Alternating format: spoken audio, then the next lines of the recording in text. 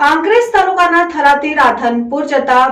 Bhalgam toll plaza પાસેથી વિદેશી દારૂ ભરેલું કન્ટેનર ઝડપી પાડતી એસએમસી સેલ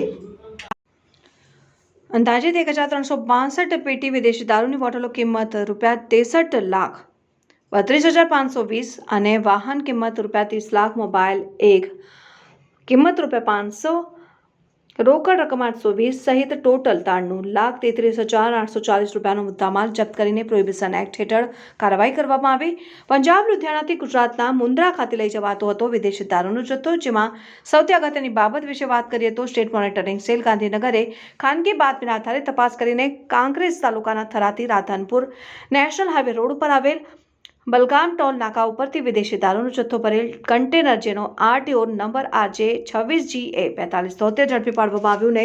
થરા પોલીસ સ્ટેશનમાં લાવીને ગુનો દાખલ કરવામાં આવ્યો।